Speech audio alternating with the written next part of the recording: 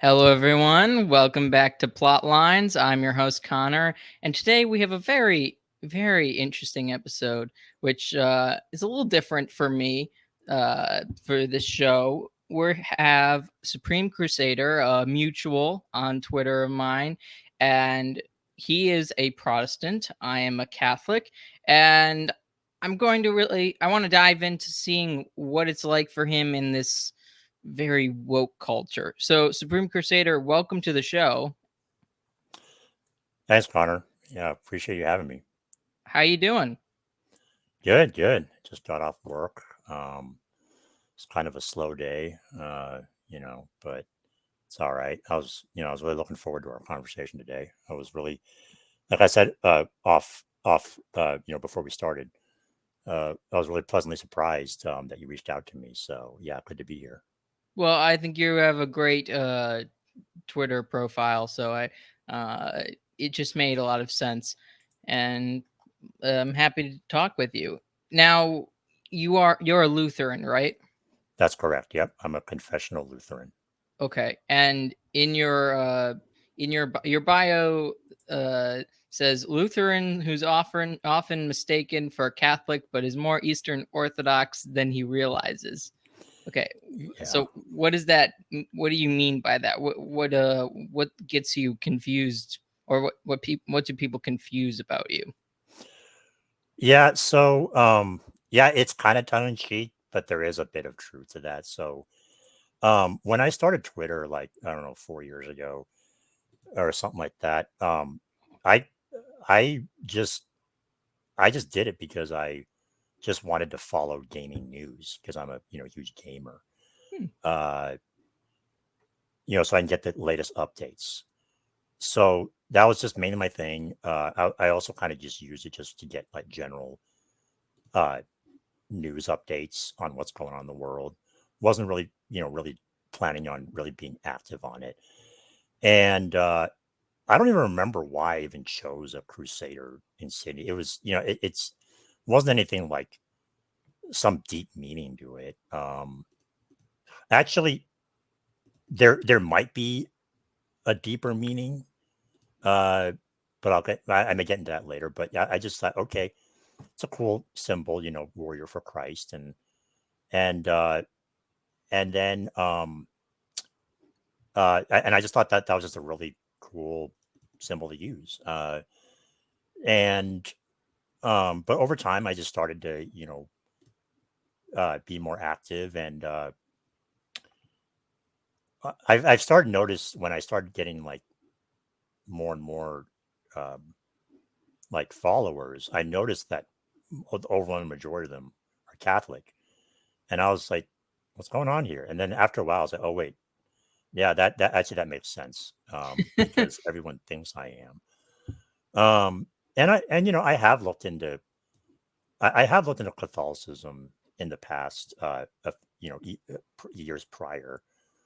And I've just been kind of doing an in depth dive on just different Christian traditions in general to try to see what's out there.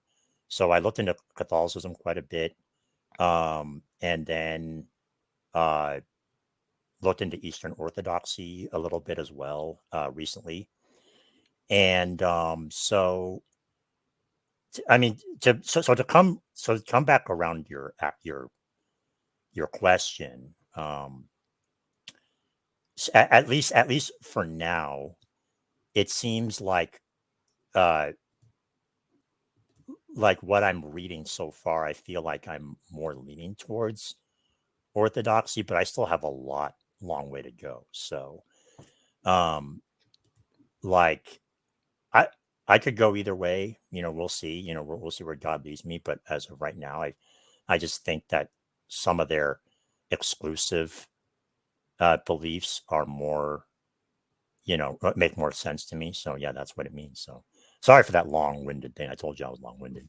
I appreciate it. I enjoy um, when someone fleshes out what they mean and gets to it, and isn't just short with what they're saying, because not everything, not every story, not every um, situation can be summed up very quickly, or should be, and sometimes misses something important. So don't worry about that. Be as long-winded as you please. But so does that mean, from what you're saying, it sounds like you've kind of decided that you're not comfortable staying a Protestant? No, not necessarily. I mean, Okay. so to kind of expand on that, I uh, so I came to, so I know one thing for sure. Think I've, I think I've gotten to the point where I know that I want to be in a tradition that at least maintains the episcopate. So at least a Christian tradition that has a claim of apostolic succession. So that would be, Catholicism, Orthodoxy, and Anglicanism. Okay, so those are the three that I'm mainly looking into. So I'm open to any one of those, but at the same time, I could even maybe even stay Lutheran. I'm just it's just an ongoing process. Like I have a lot I don't know, and I'm not afraid to say that. Um, I'm still learning, Mm-hmm. I'm trying to remain humble. I know, everyone on Twitter wants me to be Catholic, and I know I reminded of that every day, but um, but ultimately, this is just something that I'm trying to figure out myself. So yeah, Do you take that as a compliment for Catholics being like, become Catholic? yeah, I do actually. I mean, I know that a lot of people find it annoying when they're being, I mean, I say proselytized, but it's like, I know that, everyone's coming, from also a lighthearted way, uh, and, I do appreciate the fact that people care for my soul. Well, And I think also yeah, most people who are doing that like your content, like your Twitter or your mutuals with them, right? yeah. And I'm somebody who, if you haven't noticed, I'm generally someone who likes to keep the peace between the different Christian traditions. I hate it when there's all this infighting, you know, on Twitter or just in general, wherever it may be. Like I'm not saying, like I'm not someone who down wants to like downplay our differences. I mean, the differences are there, and there are many serious differences, but at the same time, and there's a time and place to hash those out. It's Mhm. just for me, I just simply prefer to focus on what we have in common.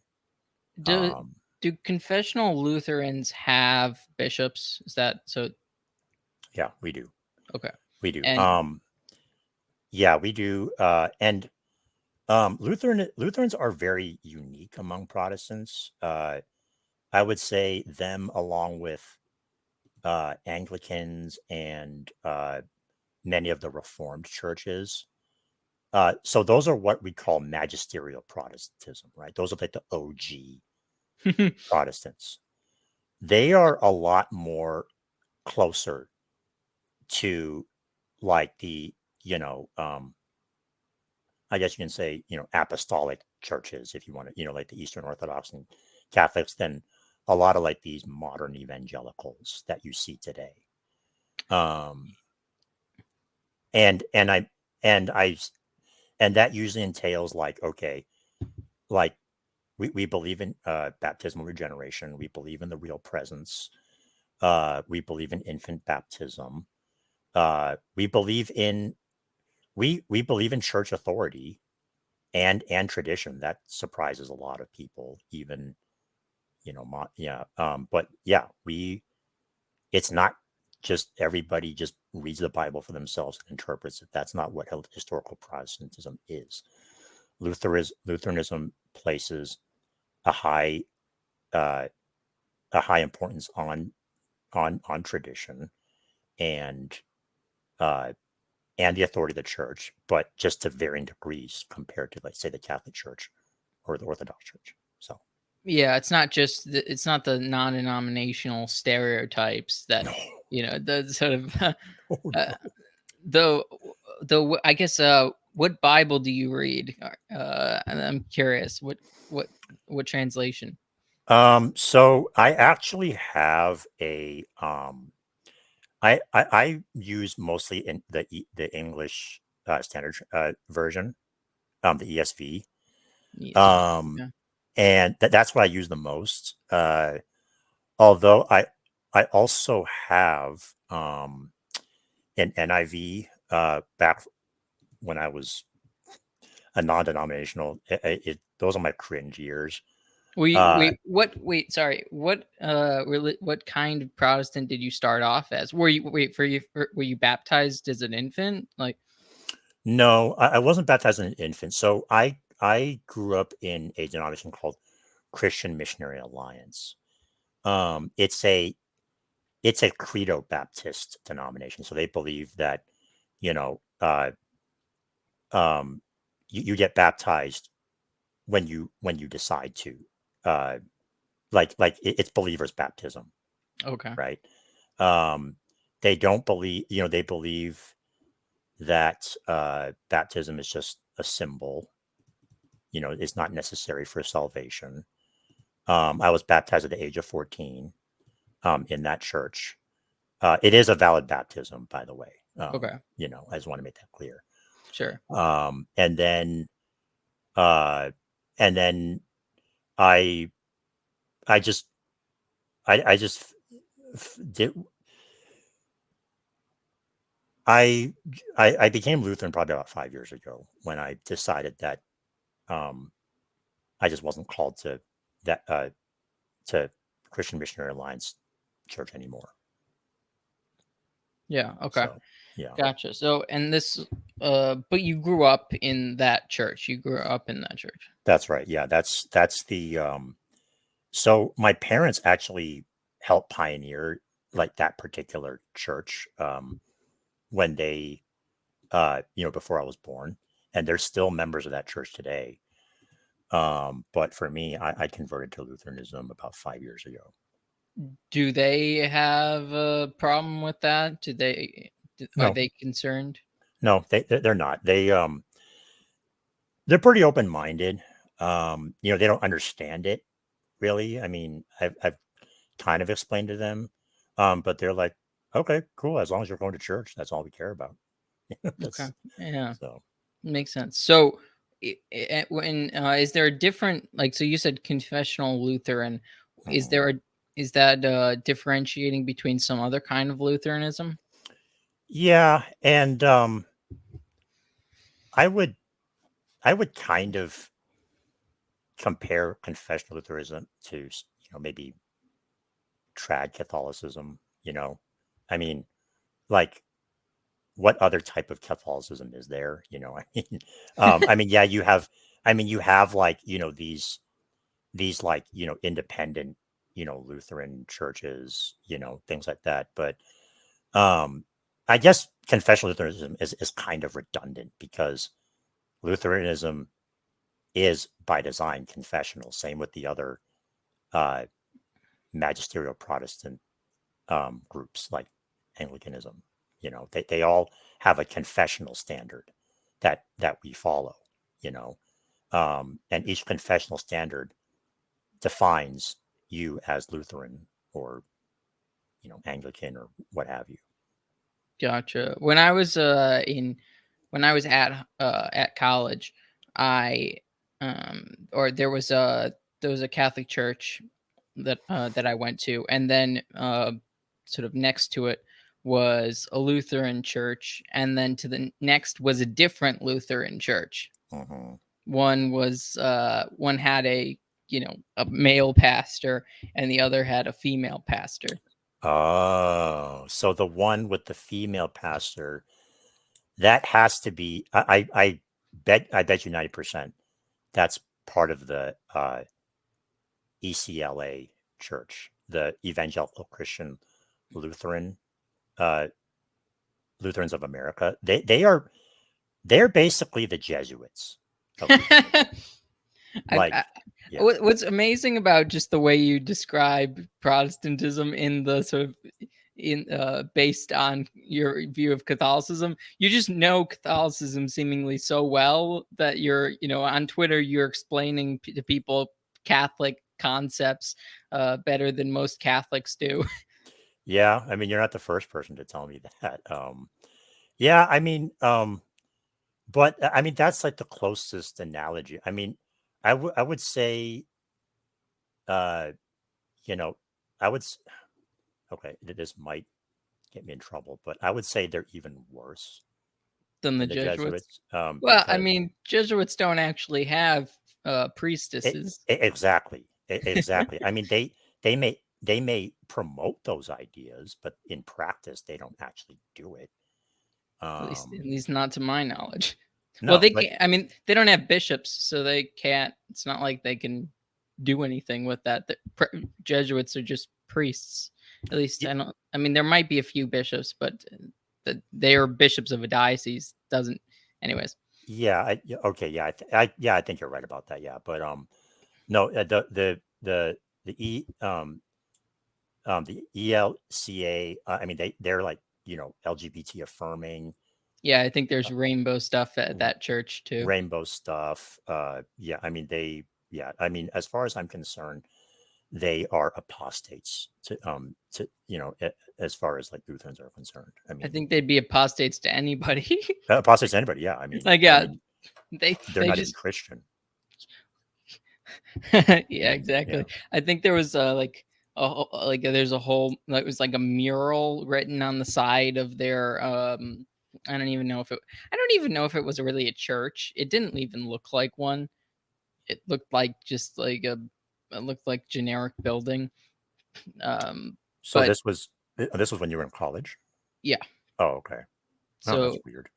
it was just so like there were two church there was like it's actually it was funny. So it's like basically they had the sort of the old Protestants and the Catholics in the same area. The church next to the Catholics on the other side were the Episcopalians.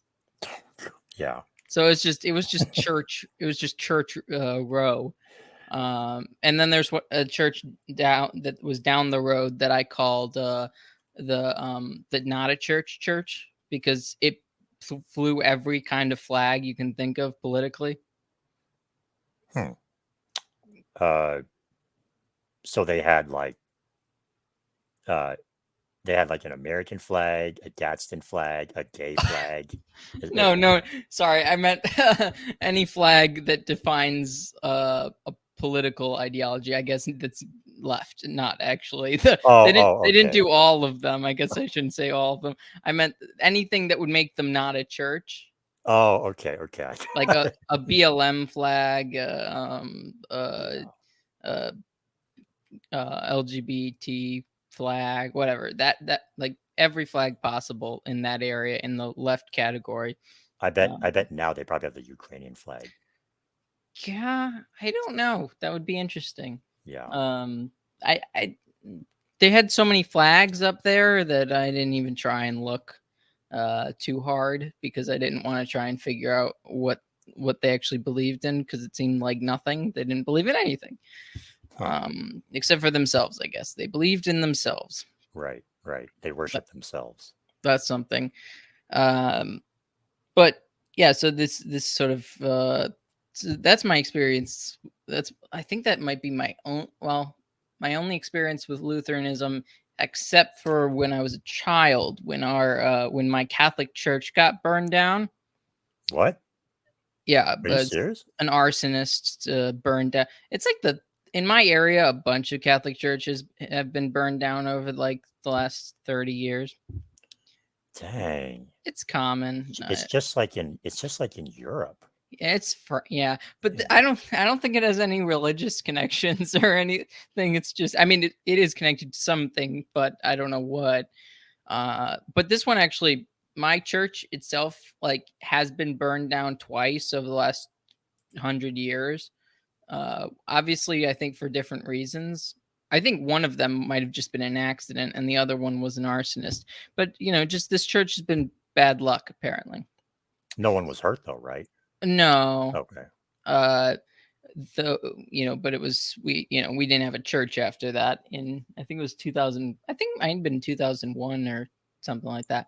Right. So, and then I wasn't conscious because I was like basically 4 or something. Hmm. I was a little kid, but that we actually, for some of our masses, we used a Lutheran church, Oh, okay.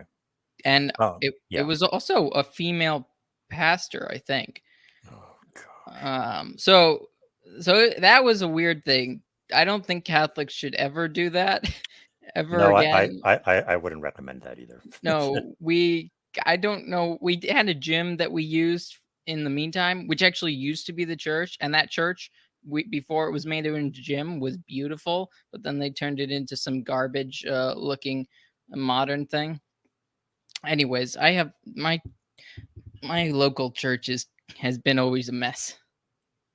Well, I hope the one that you're at right now is pretty peaceful. Nothing big happened, right? Yeah, no arsonists, nothing as of late. Just kind of the weirdest looking church you could, in my opinion. It's like a weird color green, and like looks a little Eastern, but not like Greek Eastern. It looks weird.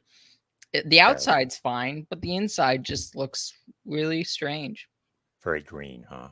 It's like a dark green, Huh. um like almost a teal, Oh, okay. and then like I think we had a Protestant architect. I don't know why that happened either. Oh, well, seems like we're always infiltrating you guys. I in weird areas. But anyway, so your your Lutheranism, in that church, in the church that you like go to, I assume you have a church that you go to on a regular basis. Yeah. What is that congregation like? Is it has it been affected? I've been talking about how all these different churches are flying these flags, these pride flags and these BLM flags. How is the culture around your church affected by all this stuff? Yeah. I mean, so my church is more on the traditional side. It has a like a more uh strict liturgy. We use traditional hymns. I mean, I could never go back to contemporary, Christian worship music. I'm sorry, I just can't. Um, Well, it's as many of us Catholics say, it's not worship. yeah, It's yeah. I mean, it can be, but it's a very, I don't know. In my view, it's very, I don't know. It's a very surface level, you it's know. very sing-songy and telling a story. Like it's telling like a really weird, like very personal story in some Yeah, ways. Like a yeah. lot of them, It's mhm. very personal stuff. Like uh, while traditional hymns tend to be more biblical, I would say. Yeah. I mean, so uh, yeah. So our liturgy, like I said, we do believe, um, in the real presence. So we have closed communion. Sadly, not all Lutheran churches, practice it. Uh, What do you but mean by that? Sorry. So like only you guys can receive? so in basically so it can mean slightly different things. As a general rule, it it only uh, it only allows either like members of that church to receive it, or at the very least, you have to be a baptized Christian to receive. Uh, because Paul says we cannot receive in an unworthy manner. Now that may now people now different may interpret that differently, but in in our view, which we also share in a lot of like Anglican churches, you have to be a baptized Christian to receive. And actually, so my church doesn't do this, but I have been to a Lutheran church, uh, on vacation. They even have communion rails, Hmm. and they kneel to receive. Um, but in my church, there's none of there's none of that. But um, they do receive in the hand. Unfortunately, um, I try not to.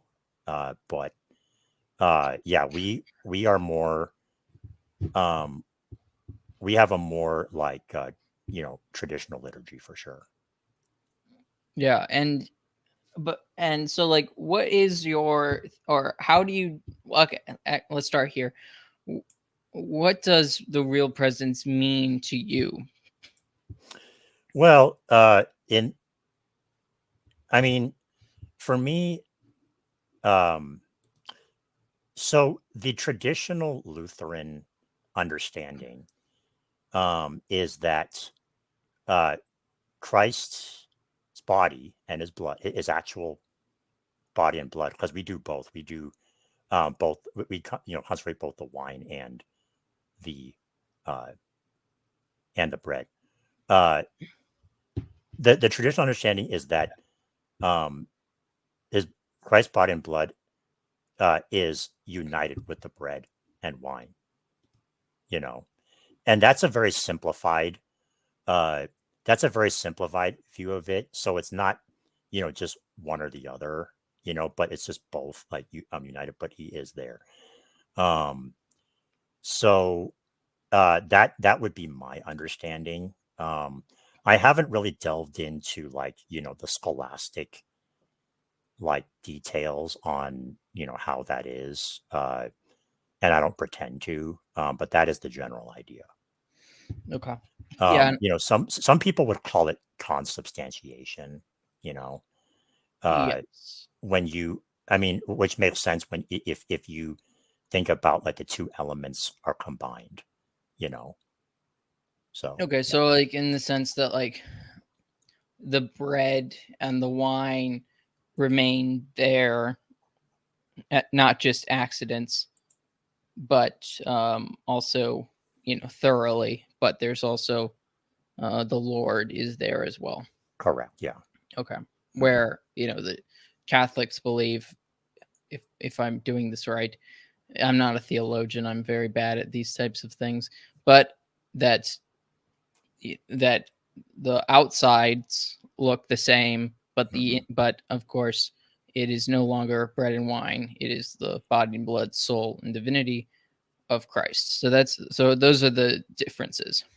Yeah, yeah. I mean, as I understand it, it's the bread and wine ceases to be bread and wine completely, and it's just Well, yeah, looks yeah, obviously yeah. stay the same. Yeah, but the the yeah, yeah. Yeah. Obviously, it looks yeah. Which I hope I used. I think accidents is the outside, but I could be wrong about that. I'm, like I said, I'm not really the theologian. Neither am I I. always forget those types of terms. But yeah, okay. So when looking into other traditions, so you haven't really delved into that area, um, the real presence in Orthodoxy, Catholicism, and even Anglicanism. Yeah, not really. I mean, I've just started delving into Anglicanism and Orthodoxy. Uh, at like so to be frank, a lot of what I started off with in my journey was I started watching a lot of debates on YouTube, right? Which can be profitable, for like a general understanding. But the thing is that with debates, a lot of it I feel like is just more about rhetoric and scoring points. Like eventually, you have to go deeper. You have to go into the actual uh, church documents. You have to go to like the writings of the church fathers. You have to uh, yeah. like you have to let um, the official voice of that particular church speak for themselves, Yeah. rather than relying on somebody who, you know, like a lay voice, if that makes sense. So I mean, it's really over. I mean, a lot. That's the thing. For those who are born into any particular tradition and are sure of it, you guys are the lucky ones. For those of us who are like, you know, feel convicted to search around, Yeah. it's overwhelming. I mean, um, so Yeah, I bet. yeah, I bet it's a struggle. It seems that Protestantism in general opens itself up to a lot of searching. Like, it seems that that would be very common amongst Protestants. yes and no. I would say it's absolutely true. More so for like these modern evangelicals that you see in America. And see, this is where like I think there's a disconnect. So um I okay, I don't know how to say this without sounding mean, but the thing is that like with these like non-denominational, that you see like these that dominate America, Hmm. like those, you think mega church, or big screen, like you think like Hillsong or whatever. Yeah. Which didn't That's their band leader like give up the faith or something? I don't know. I I mean, think it so. wouldn't surprise me, but like those are the types that I think are more susceptible to searching elsewhere. And I say that because um like these like non-denominational types, they don't have a robust theological heritage the same way that classical Protestantism does. Because whether or not you agree with the reformers, they themselves were very well versed in church history, and they appealed to the church fathers to support their uh, their beliefs.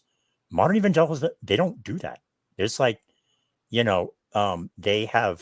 pay very little uh, credence to, you know tradition or church history, uh, or yeah, I mean, a lot of it very much is just like, your stereotypical me in the Bible, you know, under a tree.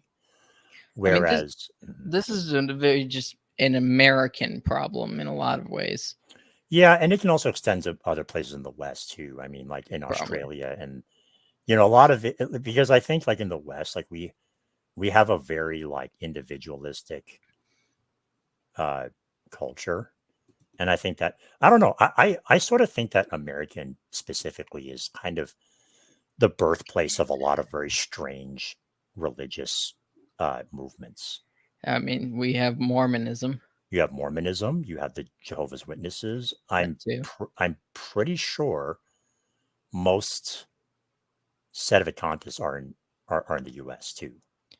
I could be Yeah. wrong, but Though then again, as a lot of people joke, every time a pope dies, every Catholic becomes Sedevacantist. yeah, for like maybe a few days or whatever.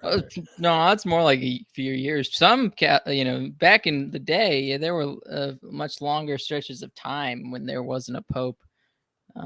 Yeah, I guess I don't Throughout really history. remember what the average amount of time is before they elect a new pope, but Yeah, it's not that long these days. It's just that it's usually longer than the life of John Paul the First, who, or not his life, but the time he was pope. He was pope for like, his yeah, when he was on the throne, yeah. yeah, like a month or so. I don't even remember. But usually, I would assume it takes longer than that to pick a pope. Um, Yeah, yeah. Anyways, yeah, no, But yeah, I mean, that's definitely a common thing for a strange, or at least hyper individualism. I don't even like to think of it as individualism. It's almost become sort of a hyper version of itself. it really has.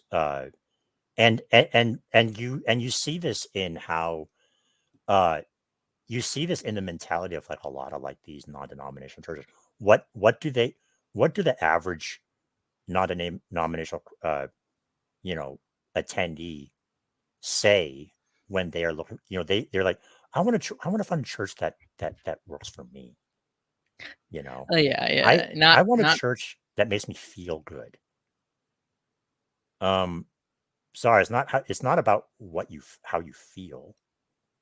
you know um and so you can see how this hyper individualism, like you're saying, like affects how we view faith in the West. Um and I don't think Catholics are immune to that either. I mean, that's why you have all these like cafeteria Catholics. They just they're like, oh yeah, we should definitely help the poor. We should, you know, I don't know, we should care about climate change, but we should, be allowed to have as much sex as we want with whoever we want. You I'm not know, sure climate change has anything to do with Catholicism, except for, I mean, there's an obviously a element of taking care of the your environment in some sense, but yeah. Well, I mean, uh, what I mean is like, you know,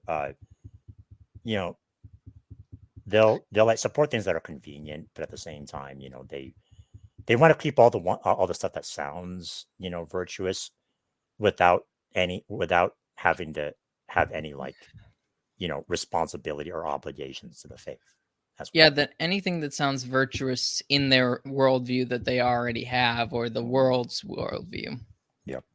Yep. which Exactly. so is that common amongst Lutherans, or no? Is that not, are you not as affected by that? At least in My your church type of isn't. church.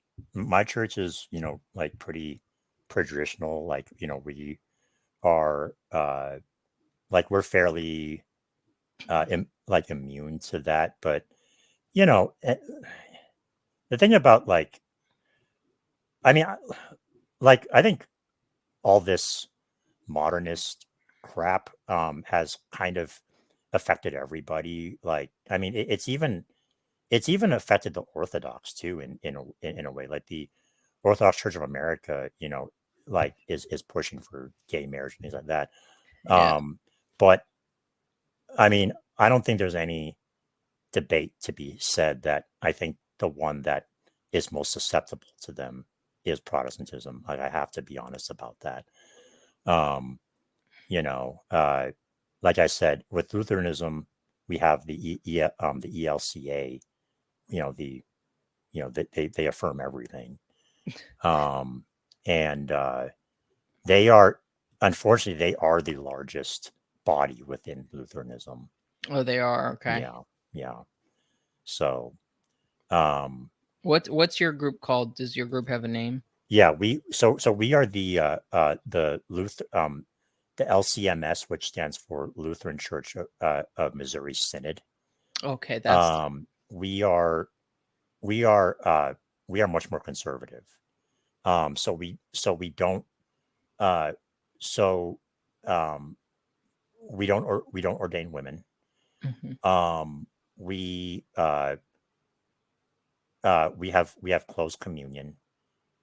Um, and yeah, we do not affirm any of the LGBTQ stuff. There's a third body which is called the Wisconsin Evangelical Lutheran Synod. It's a They are mouthful. Yeah, yeah. So they're called WELS. These things Um, just keep getting longer. they Yeah. keep getting longer, yeah, but they would be probably like more traditional than the LCMS in certain ways, but a lot of it just has to do with like like uh, how we differ in terms of how we view the office of the pastor. I don't quite know exactly like the all the nitty gritty details of that, but yeah, they are the smallest of the three. Um, but yeah, um, yeah, I hope that answers your question. Gotcha. Yeah. Also, you mentioned the Orthodox. they've kind of always set themselves up in the last, in modernity, into some problems, because I think they've at least been mixed, or not very. I think they're mixed, at least in divorce and contraception, from my understanding. Yeah, so the Orthodox, they do allow contraceptives in very limited circumstances. I don't quite remember what they are. As a general rule, you know, it is a sin, but only in certain, but in certain, they do make certain exceptions. Hmm. Um, and as far as divorce, that's another weird thing. I think they have like a limit to the number of divorces you can have. I think it's like two or three. I don't know. Like if any Orthodox are listening, you can correct me on that, but I'm pretty sure like if after that, I think two or three times that they don't allow you to divorce anymore. Henry VIII would have been happy. Yeah, probably. Yeah, exactly. He Um, he only needed, let's see, what was it? He only needed like three.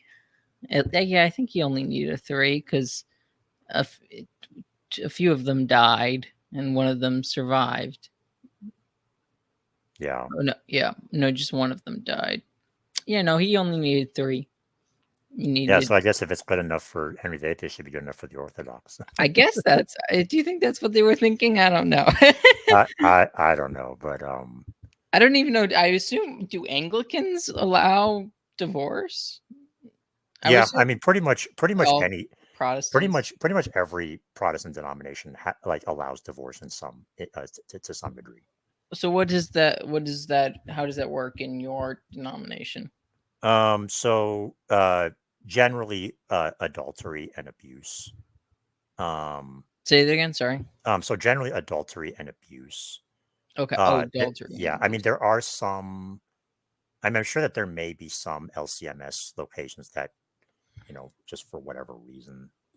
Um, and see that's the thing, like, and that's one of the tragedies I think that uh, that just Protestantism in general has. I mean, a lot of churches like you can just divorce for any reason at all. I mean, of course, like they may still they may still view it as a sin, but they'll still grant it.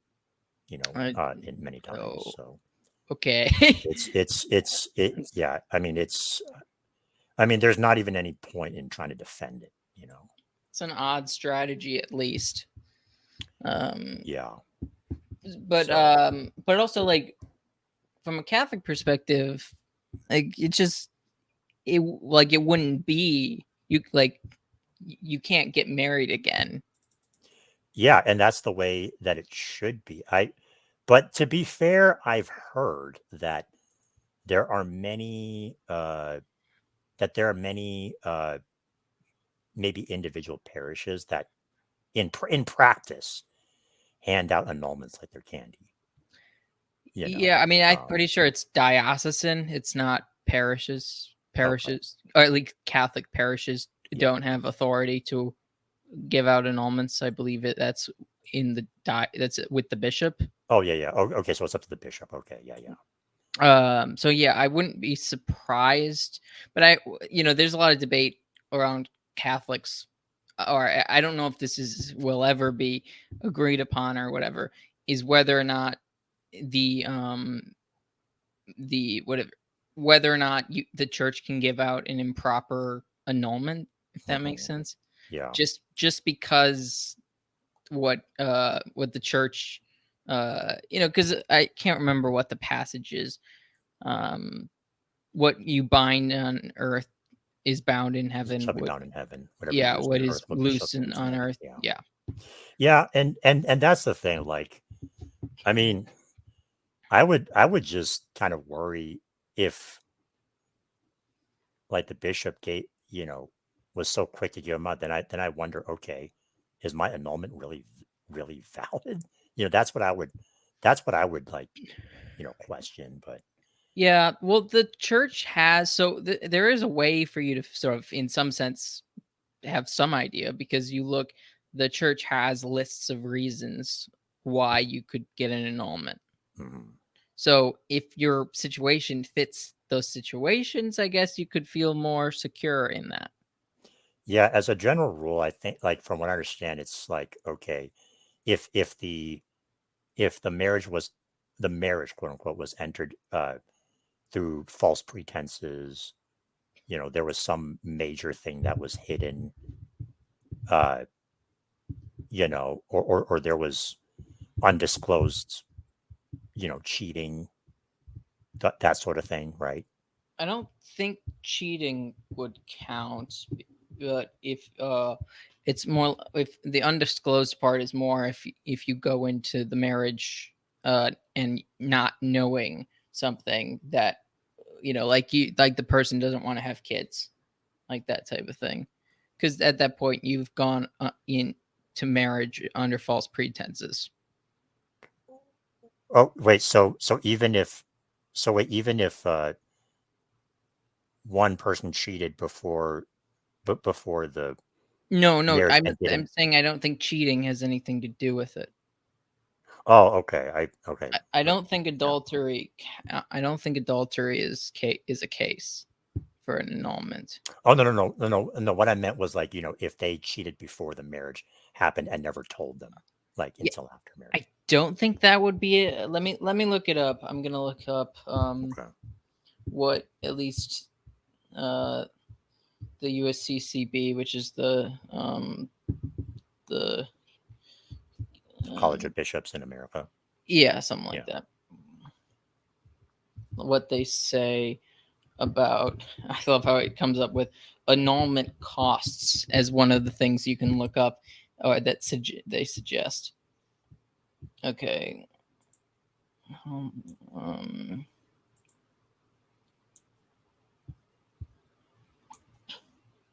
let's see. Wait.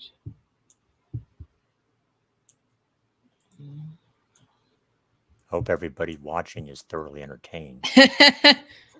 uh, yeah. Don't worry. We'll get this.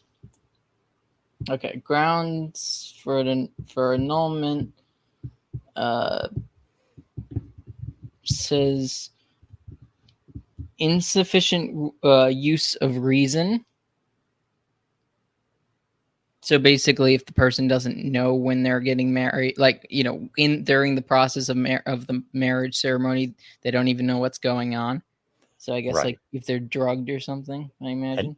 and if they don't do it with full consent Yeah, and knowledge. I that's not that's probably later in it that, but I don't think that counts as insufficient use of reason. Hmm. Um, grave lack of discretionary judgment uh, concerning marital rights. Let's see. Um, so I guess I don't know. That's kind of vague. Yeah. Uh, But I guess, yeah, I mean, the general idea is, yeah, if there was, uh, yeah, if there was lack of consent, or, you know, things of that nature. okay, I guess this one, if the spouse didn't intend to remain faithful, Okay. that's probably the most uh that obviously it makes sense in the sense that if the person did not believe or did not consider this union um between exclusive basically, Hmm. Hmm. which is inherent in a marriage. Yeah. um if the person didn't believe it going in. Right. um Yeah, that makes sense. Yeah, if you didn't intend to fully commit to your vows. yeah, so I mean there's some, like, fear is one of them. Yeah. uh Anyways, it's it's not necessary going through all of these, but there's at least reasons set out by the Catholic Church Right. in an attempt to make it less confusing or less um, easy, to make it specific, Yeah. Yeah. I mean, these things should not be handed out lightly. Yeah, and It's just, I mean, I think one problem with like why marriages might be easily annulled these days is because nobody has it- certain people don't even know what they're doing.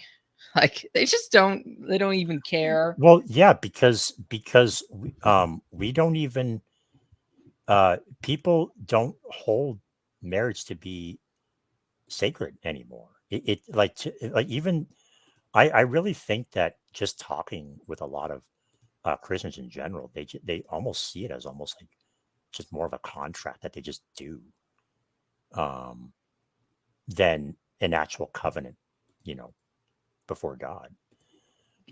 So And even, for I don't I is it not a sacrament for you guys?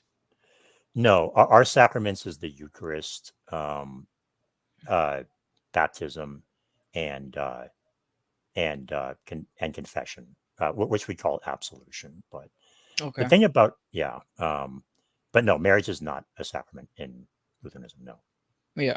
Okay. yeah, So for Catholics, it's also a sacrament, yep, which and with Catholics is that also if I'm pretty sure this is true.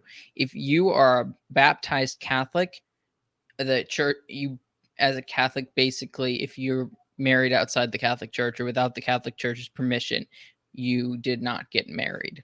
yeah, that I understand. And you also, and I think if you were to marry someone out who's a non-Catholic, I believe you have to get a dispensation from the bishop I to like to I I think you just have to from my understanding you just have to agree to raise the children Catholic.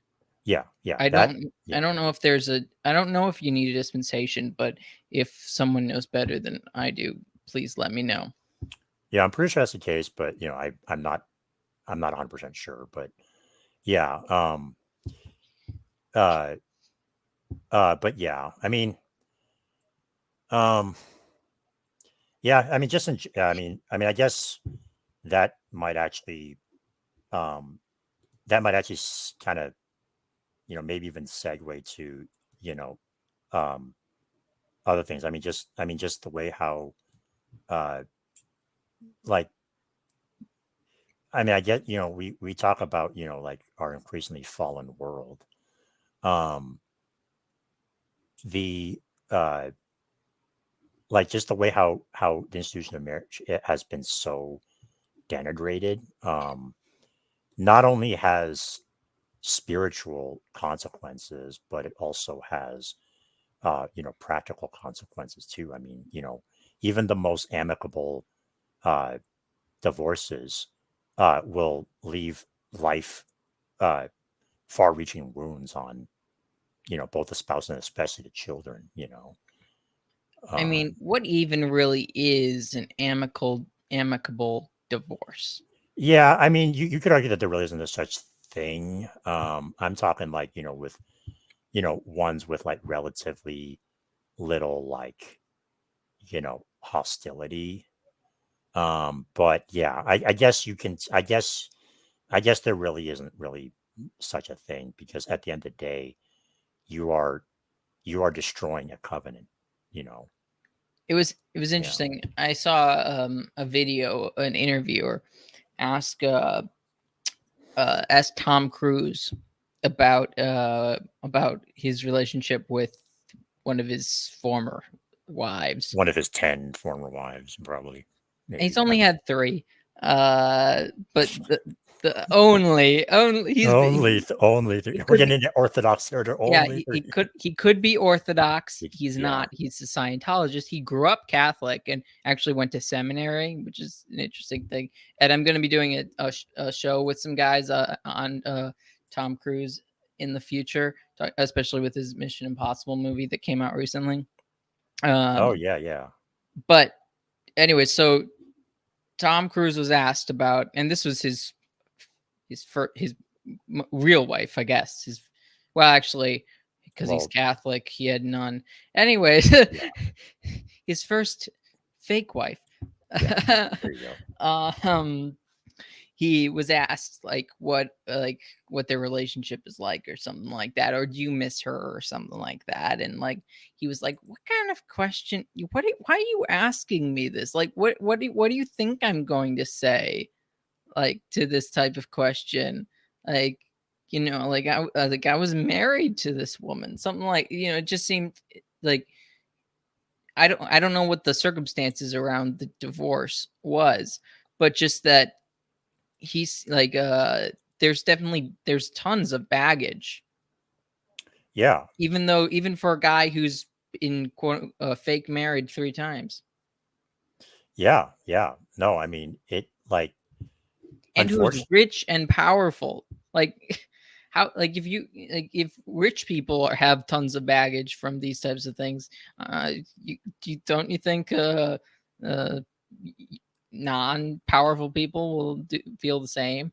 well, I would argue, it's probably even worse when you're rich and famous. Because look at what Hollywood is. I mean, it's a cesspool of Well, he's a people who are. Scientologist too. Yeah. But the majority of Hollywood, they're a bunch of like drug addicts. Um, they've you know they've gone through. Most of them have gone through multiple divorces. Uh, Most of them probably have had affairs that resulted in the divorces. And then that's not even talking about all the talk of like the pedophilia that's in Hollywood. So I mean, it just goes to show that you can have all the money, all the fame in the world, but at the end of the day, um, that doesn't that doesn't fill the void that they're all having. Yeah, You know. even people who probably are seen as more benign or even better members of Hollywood, like Mhm. Chris Pratt. I think he's been divorced once. I don't know. I mean, I don't really follow celeb. Although although this kind of a funny thing. So my dad, um, he's very funny. So he's a very principled man, but sometimes in kind of like interesting ways. So we talk about Tom Cruise. He when so like I remember we were like, hey, we should watch this movie, Tom Cruise, and he's like, no, I don't want to watch that movie with Tom Cruise. It's like he's a like he divorced his wife. I refuse to watch. Okay. I was like, okay. I mean, he's that's I guess he has a point, but uh What movies could you possibly watch? well for my dad, he likes to watch like so it's very funny. My mom and my dad are total opposites in terms of movie taste. My mom likes action movies, right? Really? Yeah, if people are not getting shot at or people are, whatever, she'll get bored. That's My hilarious. my dad, on the other hand, he likes to watch like these like boring art, like foreign movies that are like, you know, that are like super emotional and what like he'll watch like he likes like Dr. Zhivago, uh, you know, singing in the rain. I don't know. Like he likes like older movies. Um, like like Schindler's List, those type of movies. Like not, he wouldn't be watching like Mission Impossible or like the new Marvel movie or whatever. Sure. Yeah. But anyways, but yeah, I mean, divorce is a tragedy. Like no matter how you cut it, and um, it's it's sad that it's it's it's become a joke these days. You know, Yeah. yeah. Well, switching a little bit topic wise, so and this might be hard for you because, like, from a Catholic perspective, there's only one person who can call a crusade. But Mhm. where do you think the next crusade should be? What should be the next crusade, since you are the supreme crusader? Well, I mean, I guess my uh, there's I think there's a there's a correct answer and then there's my answer. So There's a I think correct answer? I think the correct answer has to be Jerusalem. I mean, like Oh, okay. but for me, I think this is going to piss off so many people. It should be Mecca. I mean, Gosh, that's funny. I Okay. mean, Bold move, I mean, man. Bold move. like, yeah, that's at the heart of Islam. I mean, Yeah, you're going for the heart. yeah, I I mean, mean, at this point, you might as well go to DC or something, yeah, I mean, or Hollywood or LA or something in that case. But I would have thought, I thought first, if we got to progress, if we got to if we got to make our way to Jerusalem, I would have thought like Constantinople or something. yeah, I mean, although here's the thing, that Constantinople, that's the weird thing. From my perspective, it seems like Turkey, even though that they are predominantly Muslim, I think Turkey is a very secularized, uh, you know, I I in don't know terms of if their leader is trying to make them that. I mean, they're turning Hagia Sophia into a mosque. a mosque, right? Which that actually is a huge stain on It, well, Christendom. oh yeah. The It, Hagia Sophia is probably I mean, the only it probably is like the most, or one of the most famous ancient churches, that I can think of, besides, you know, St. Peter's Basilica, but the Hagia Sophia used to be, under the Orthodox Church, and now, yeah, they're if they haven't already, yeah, I think they are turning it into a mosque. yeah. If I ever want to make maybe an Orthodox mad at me, I just point out that the Hagia Sophia, the last time it was a church, it was a Catholic one. Oh man, you're gonna you're gonna probe the Ortho Twitter, with that. Yeah. Bring it on. Bring it on. It was last time it was a church. It was Yeah, Catholic. It yeah, wasn't Orthodox. yep. I mean, I guess they can't argue with that. I mean, that is factual. So Yeah, though we did, the Venetians really desecrated it too. So it's a mixed bag. yeah, we should have a poll on Twitter. Where should we crusade next? Like, Maybe when I release the episode, I'll have a poll, and we'll see what people think. there you go. Actually, how about maybe when you share the episode, you should put up the poll because you'll get more answers, than I would, anyways. You think so? Yeah, well, I mean, you have more followers than I do. Oh, You're more okay. popular on Twitter. Well, I mean, I don't know. I sure. I can post I can post the poll. You know, Use your Twitter powers. yeah. Uh, Increase your power. yeah. Well, what are your so you talked about your parents' movie preferences. What about yours? So I like it's very weird. It's hard to pinpoint what I like. Okay. So I do, as a general rule, I do like, sci-fi, fantasy, as a baseline. Um, also like thrillers.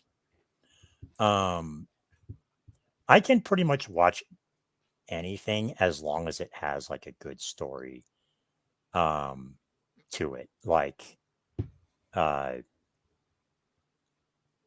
I mean, some of my To give you like an idea, like I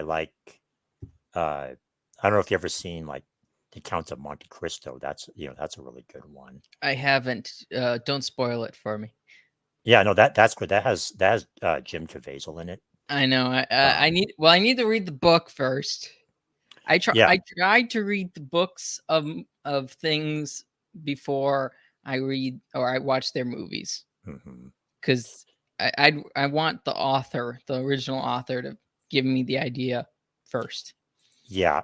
I unfortunately haven't read the book. I really should, but the movie is phenomenal, and yeah, definitely no spoilers. But what's great about it is that it does have faith as part of the theme. Well, did you So, hear Jim Caviezel said that they? I don't know. They at least they took some of that out, or they tried to in the um, creation of it. I mean, if if if they did, I mean, no, I mean it's there, but I don't know if they mean that they, there was more faith undertones planned, and they just toned it down. I just know But Jim Caviezel had like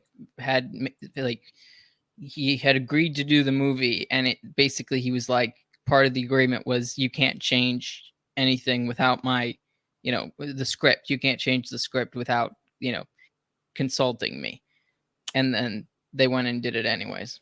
yeah, well, I don't know. It's actually been a while since I've seen it, but I remember that was a really great movie. Awesome. Um, and I guess that was actually a a remake because they had like an older Count of Monte Cristo movie in the '60s or something like that. Can it Uh, really be a remake if it's a movie based on a book? well, Like, because yeah, the books already have like the book is the basis, unless they really just took it shot by shot. Because that's what I think of a remake is just really an updated version of the same movie. I guess it's more accurate to say probably an adaptation film Okay. wise. Yeah, yeah, but definitely watch it. It's really good. Also, but the book is huge, so it might be a while. Yeah, we better get uh, started. I had a friend who only read the sort of well, he didn't real he thought he was reading the full thing, but apparently there's a I can't remember what it's called when like it's not the full version. Uh, a um, there's a word for that. An Yeah. abridged version. Yeah, an abridged An version. abridged version. Yeah, Yeah, he accidentally read an abridged version, and when he realized it, he got very frustrated. yeah, And I don't blame him. I'd be pretty pissed. yeah. Uh So but yeah, so that's interesting. Speaking of Jim Caviezel, have you seen Sound of Freedom? no, no. I want to, and What are you doing, man? I know I I should probably see it like one of these weekends because and see here's the thing like you know uh the fact that okay okay you heard that like the mainstream media you know what they were trying to do, that they were trying to say that the movie is like pushing a QAnon conspiracy theory. I'm Hmm. like like like how ridiculous does that sound, Oh, especially um because it was made before QAnon. yeah, yeah, exactly. So um like if they don't want us to do the movie, just makes me want to see it even more. well, I'm just amazed you haven't seen it at this point. It's especially because it's almost over $100 million. Have you seen it? Oh yeah.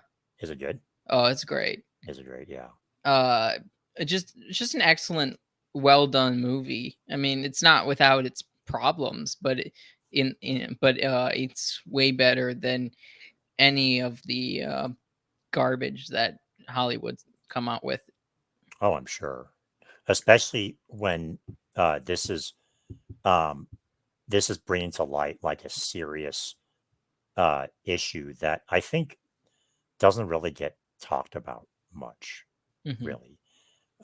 Which is funny because it's ironic because here in America, um, you you can't escape being reminded, especially as a white person, how much of a blight slavery was. But yet, Yeah. but yet, when if you dare talk about human trafficking, oh no, no, no, you're just a conspiracy theorist. I mean, trafficking is a modern form of slavery. You know, Yeah, no, um, I mean, but that's the reason slavery is so important in the national mythos, or at least in the minds of liberals and all that, is because there's a racial component. yeah, That's the main reason. that's the main reason. We Yeah, don't learn about Barbary pirates. no, but the thing is that like, you know, you really have to wonder uh, the fact that they're trying so hard to gaslight us. I mean, who are they trying to protect? I mean, I think it's pretty, I think that's pretty obvious. Um, Epstein's best friends. Epstein's best friend, the ones that haven't suicided yet. Well, as long Yeah, as they're not arrested, they'll stay alive, I assume. right, right. Uh, but but Yeah, there's sorry. just there's a part of the movie that will make you go like will just make you want to say out loud Epstein. Really Yeah. So interesting. it wasn't even related. It's not even related to that. It just happened in real life. So Yeah, it's just interesting that way.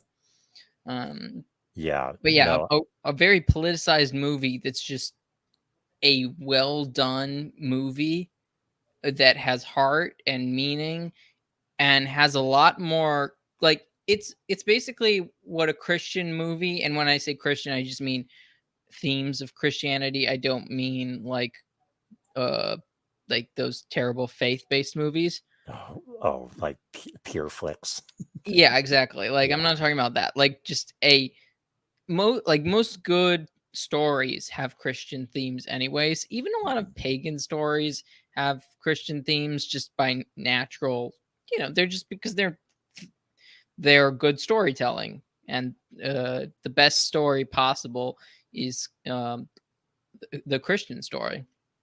yep, And there's a lot of allusions made to the Christian story when even before Christ. Um, so but in this movie, there's just a lot of that, and it's not really in your face, really, except for in the fact that if you know something, if you're intelligent, if you're a Christian that's intelligent and thoughtful and has really taken his faith seriously, then you'll notice it. right, right. Yeah, no, I do intend to watch it, and I do, I do really admired Jim Caviezel, a lot, and yeah, I mean, it's probably not going to be this weekend because I family stuff, but the following weekend, I think I'll definitely will. I'm sure it's playing in theaters. Is it is it like really graphic? No, no, it doesn't. It's PG-13. It doesn't show you anything. Oh, okay, okay, It it will make your skin crawl at different points, but that's only because you know what's happening without seeing anything, if that okay, makes yeah, sense. yeah. Like your imagination, or you could think about what might be happening, but you don't see anything. So it really does a good job in like stimulating your imagination. Yeah, Yeah, in the skin crawly way. right. Well, Not that's yeah. It's I mean, definitely yeah, creepy. yeah. I mean, for me, I'm not like that squeamish, but at the same time, there is something to be said about, going too far just, for the sake of sensationalizing Oh yeah, I mean, something. one of the rules was, with I think Tim Ballard. One of the rules was that you can't show anything in this movie that might make a pedophile feel things. Right, That right. makes sense. That's really important. Yeah, and Uh, yeah, yeah. Okay. Yeah, no, I definitely intend to see it. I just haven't gotten around to it. So I I just guess, thought, a person who's on Twitter like yourself probably would have seen it already. No, Just but I mean, seeing all the I news and know, stuff. I know I'm late to the, I know I'm late to the party. I know that, like, a lot of our mutuals have seen it. Um, and you've seen it. I don't know. I can be very behind on a lot of stuff. I mean, I haven't even been to like the movie theater in like forever. I can't remember the last movie I saw in theaters. Must have been, gosh, I must have been like Endgame or something. You know, um, like I I don't know, like a lot of like, but then it's like they just don't make a lot of good original stuff anymore. They don't make much of any original stuff. Yeah, it's all like either remakes or like crappy live action adaptations to appeal to the woke crowd. Like look at what they're doing with all like the Disney stuff. Well, Yeah, Disney, I don't know this for sure. I've heard this statistic, just that they've lost over $800 million just from streaming this year. yeah, I believe it. I mean, I think a lot of it had to do with the fact that the CEO of Disney, he explicitly came out and said, yeah, we are going to promote more content um, to be inclusive to the LGBTQ community. Like he I would actually, I would say more to groom your children. or yeah, I mean, I don't remember his exact words, but I know that he I came, like he didn't mince any words. And then they also keep coming out with like all this, like they had like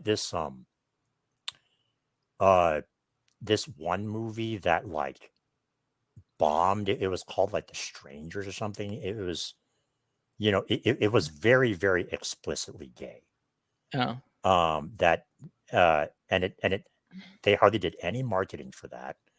Um, I and wonder. then and then there was this other, I think it was a Pixar movie. It was called like The Elementals or something like that.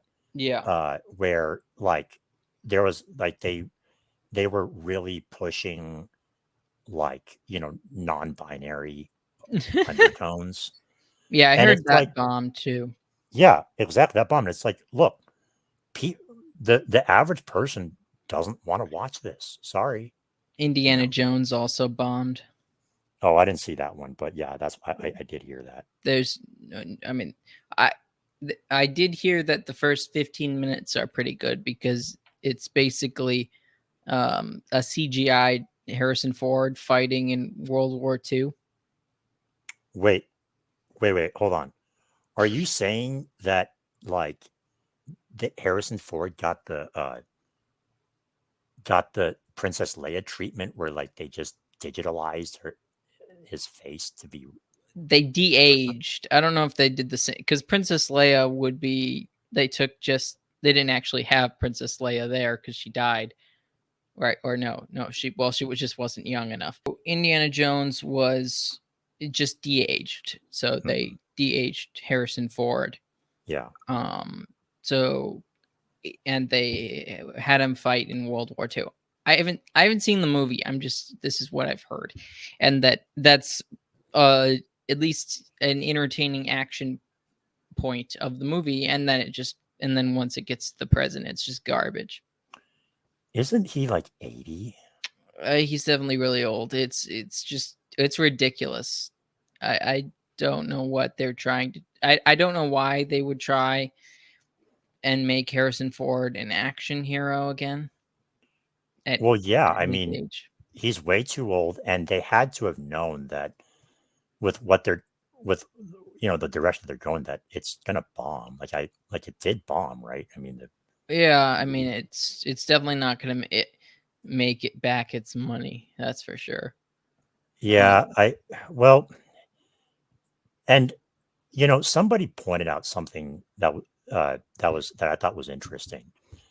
Um, so there's like, so how in like right wing circles, it's a common mantra to say "get woke, go broke."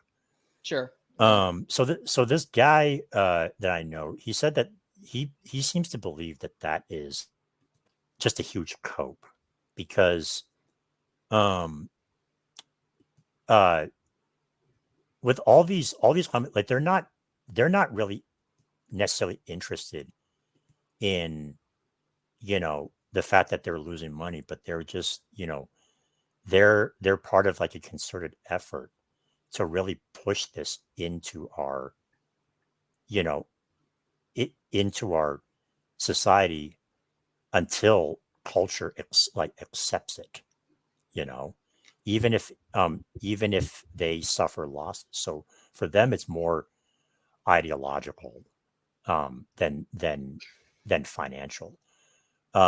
Which maybe uh, at the end of the day, like they're still they're still businesses. Like they have to make money. Well, yeah, I mean, there's Um, rumors that Disney's going to get sold. to who? I have no idea. Hmm. Maybe Elon. Oh my gosh! Wouldn't that be hilarious? Could you imagine? Oh my gosh! Like at that point, like what else Well, is there left for? Oh my gosh! If Elon bought Facebook, yeah, that would exactly. that would oh my god, yeah. Um, It's just hilarious. Like, I mean, he is the richest man in the world. he is, yeah. He could buy his own country if he wanted to, probably. Um, I mean, he could. I mean, he's already. He. I don't know.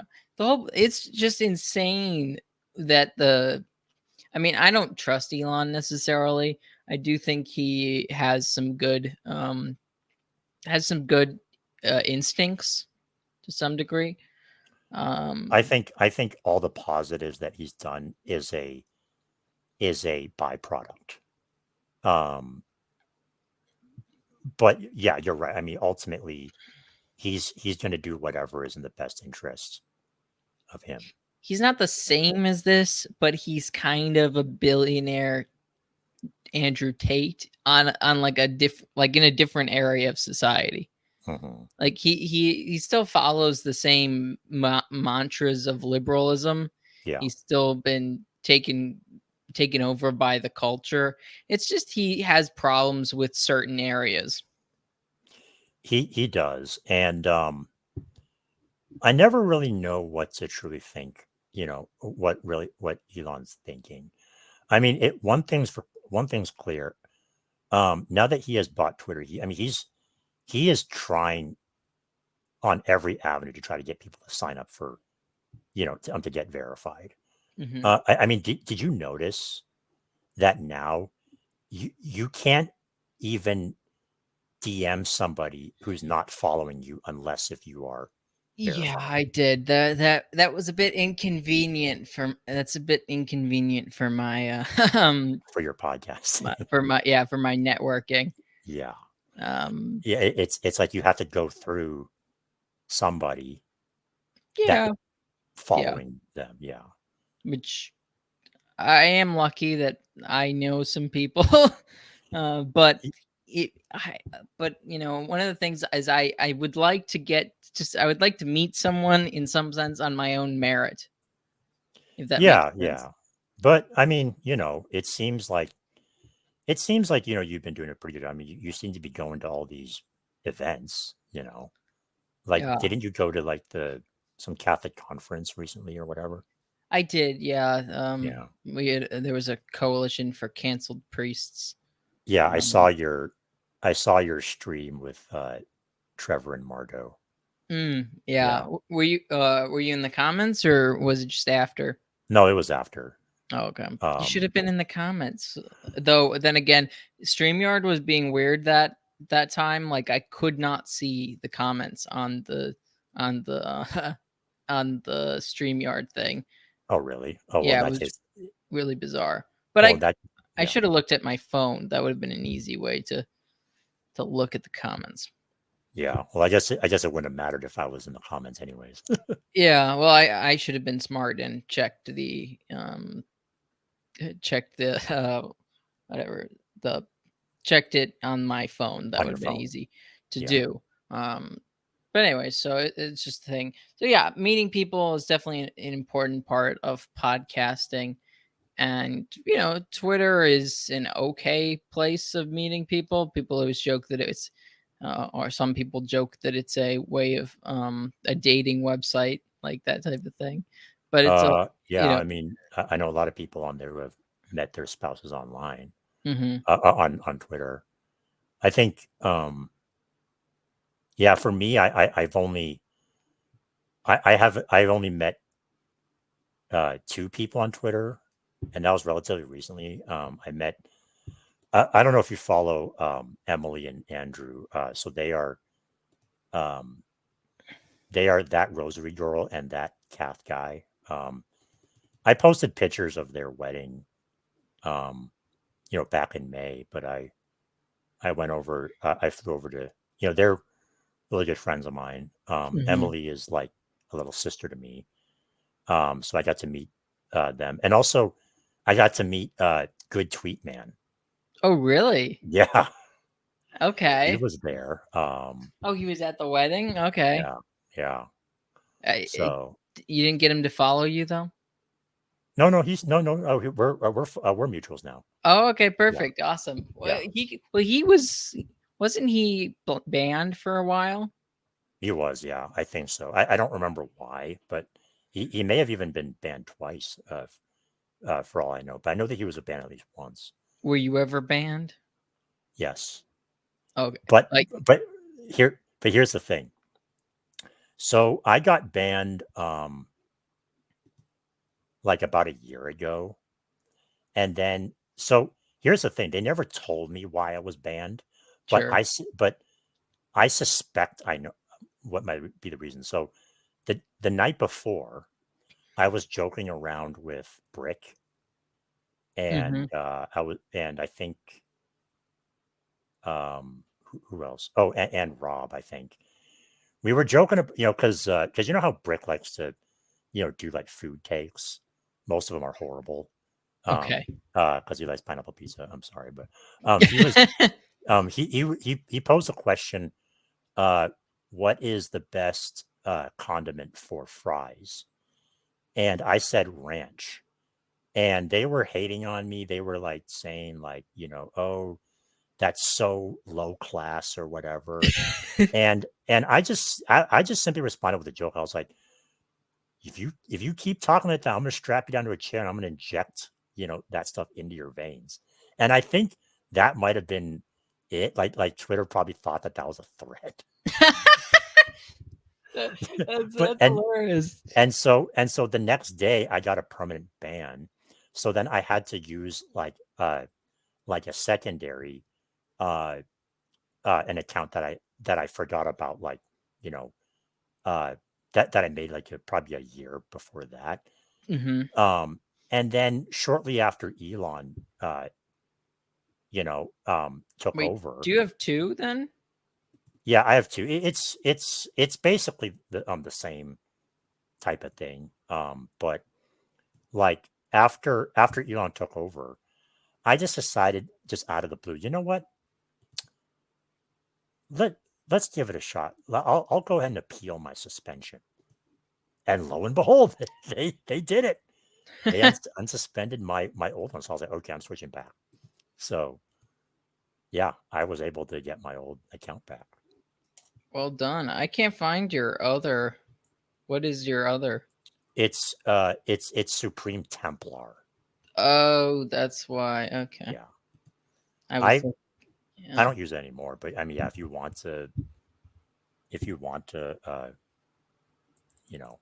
follow it just for kicks, why not? Well, just in case your other one gets banned somehow.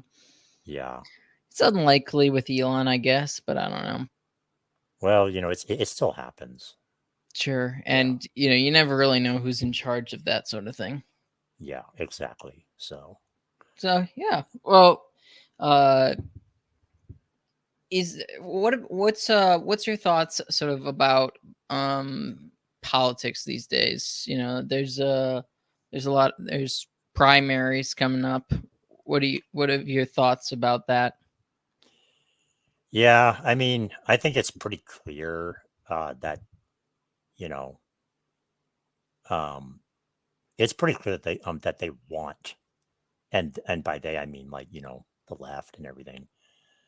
They want Trump to be the nominee. I mean, like when you Yeah. even have the mainstream media like going to bat for Trump, like you know Well, what that. are they going bat for? I haven't. I'm not always the best at keeping up with that sort of thing. Well, the thing is that like at least from my perspective, like they pretty much like kind of um toned down like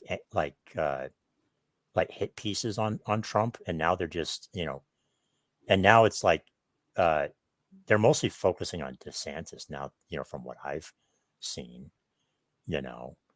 Um because and I think it's because they know that um in uh in a general election, barring any interference, that DeSantis could be the one to defeat Biden. But I don't think Trump can do that because